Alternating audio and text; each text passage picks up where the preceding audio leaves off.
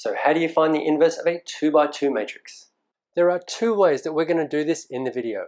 The first way is called gauss-jordan elimination. If you don't know what that is, you may want to check out our presentation on that first before you watch this one.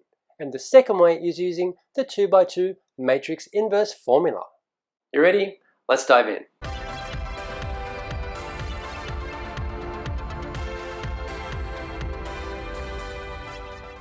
So let's give this a try. We've got a 2 by 2 matrix here, A. In example 1, we're going to find the inverse of this 2 by 2 matrix. And we're going to do it in two ways. We're going to use something called gauss-jordan elimination, which hopefully you've seen before. We did do a video on it. Check it out if you haven't seen it yet. And then we're going to use the 2 by 2 matrix inverse formula. Okay, it's just a simple formula you can use when you have a 2 by 2 case. So let's start with A. We're going to use gauss-jordan elimination. All we have to do is set up something called an augmented matrix. Okay, we set up matrix A like this, but instead of writing the matrix A, we put a bar here, and on the other side we're going to put 1, 0, 0, 1, like so. And what this is, it's actually a setup of something called an augmented matrix. And what we have is the matrix A that we're starting with, and over here we have the identity matrix, don't we? Okay, we've got our main diagonal and the other zeros. That's how we set up. Okay, and we then work through our row operations, our elementary row operations, to get our result here. Okay, so what I do is I need a leading 1 here. So here I have a 1. I'm going to switch the first and second row. So R1 is going to be switched with R2. Okay, this of course is R1. This is R2. Okay, every step you do, you've got R1 and R2. I'm going to switch them. That's going to be my first step. So the bottom row is going to come to the top. 1, 2, 0, 1, and the top row is going to come to the bottom. 3, 4, 1, 0. So now I have my leading 1 here. Next line, I'm going to use this leading 1 to turn this into a 0. My advice is write the rows that are not going to change first. So 1, 2, 0, 1 is not going to change. I'm now going to use this to turn that into a 0. So I'm going to multiply the first row by negative 3. Negative 3 times row 1 plus row 2. Okay, it's a good habit to write what you're doing each step here. So negative 3 times 1 is negative 3, plus 3 is 0. Negative 3 times 2 is negative 6, plus 4 is negative 2. Negative 3 times 0 is 0, plus 1 is 1. Negative 3 times 1 is negative 3, plus 0 is negative 3. Okay, I'm now going to copy this back up to the top. And let's continue. We now want to get a 1 here. Okay, so we've done all we can. It looks like we're going to end up with fractions here. There's no way around it. So what we do, let's copy this first row. That's not going to change. 1, 2, 0, 1. Bar there. Going to multiply the second row through by negative a half. Negative half times R2. So divide everything by 2 and change the sign. So 0. Negative 2 times a half is plus 1. Negative 1 times negative half is negative a half. Negative a half times negative 3 is positive 3 over 2.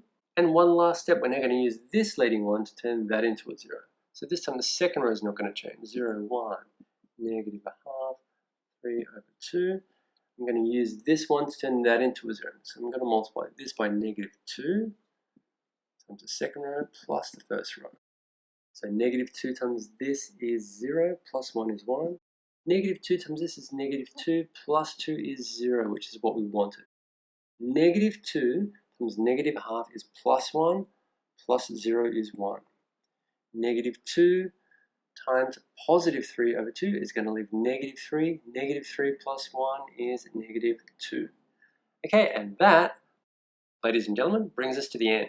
Now, do you remember we started with an augmented matrix, A and I augmented together? What we end up with is this. Okay, we end up with the identity matrix here, and this thing here is actually our inverse matrix, A negative 1. Okay, this is our answer. For your final answer, don't write this. Let's write it separately. So writing it separately, we're going to get our inverse matrix of A, 1, negative 2, negative a half, 3 over 2. Okay, you can leave it like that, or if you like, you can even do this. Because we have fractions in there, why don't we take out a half? Okay, and now let's just multiply everything inside by 2. So 2 -4, -1, 3. So you could present your final inverse matrix like this or like this. If you actually want to use it to multiply into something else, you probably want to stick with that one. So is this the inverse? Do you agree? Do you believe me? Not really, but go on, show us that it works. Okay, well if you're in a test or a quiz or something, you won't need to do what I'm about to do, but let's just test it. So A, the matrix A, times its inverse. Okay, let's see what it is. 3, 4, 1, 2. 3, 4, 1, 2. Multiplied to its inverse. I might use this one. Times 1/2. 2, -4, -1, 3. Okay, let's see what this becomes. I might bring the half out the front here. 3, 4, 1, 2 times 2, -4, -1, 3. And let's test this. We're going to end up with a half. Okay, and let's do the matrix multiplication. Okay, so this is going to be 3 times 2 is 6, plus 4 times -1 is -4, 6 minus 4 is 2. This entry, okay, so 3 times -4 is -12, 4 3s are plus 12, that'll total 0. Down here, 1 times 2 is 2, 2 times -1 is -2, 2 minus 2, 0. And last one, 1 times -4 is -4. 2 3s are 6, -4 plus 6 is 2. Okay, and let's multiply the half in. Halve everything inside then, 1, 0, 0, 1. Which is in fact our identity matrix I, okay? Or if we want to be specific, I2, the 2x2 identity matrix. All right, so it does indeed work. Matrix A times its inverse gives the identity matrix, okay? The very definition of an inverse matrix.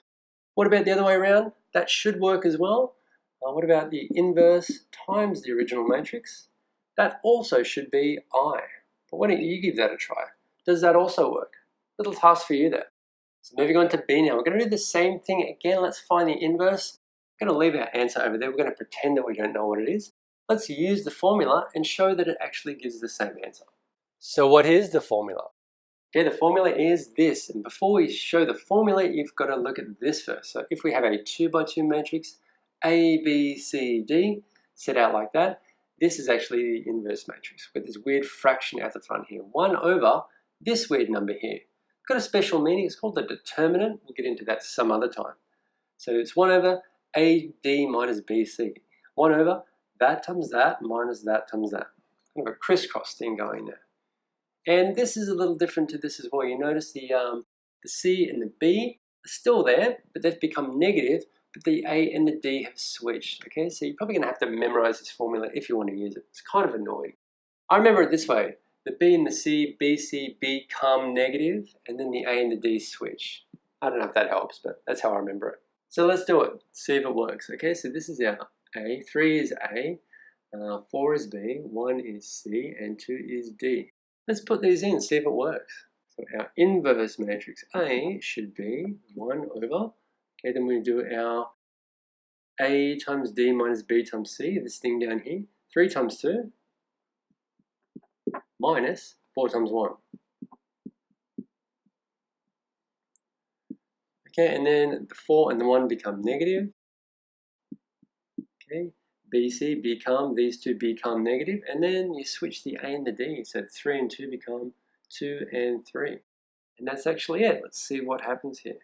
Just got to work through this thing here. 1 over 3 2 is 6, minus 4 is a 4, 2 minus 4 minus 1, 3. Okay, and we end up with 1/2 outside of 2, -4, -1, 3. Which is in fact equal to this. Okay, we get the same thing. We get this, and you can change it to that if you like. Okay, so they both work. Gauss-Jordan elimination and the 2x2 inverse formula. They both agree. I hope you're ready for some practice, because it's now your turn. Please try Example 2. So this time you've got a matrix B, okay, with different numbers inside, still 2x2. Can you find the inverse matrix B minus 1 using part A, Gauss-Jordan elimination, and part B, the 2x2 inverse formula? Do your two answers agree? Why don't you check it, okay? Do the original times the inverse. Do you end up with the identity matrix? Did you get it? I hope so. Please share your answer for the inverse matrix of B in the comments section. And thanks for watching. See you next time.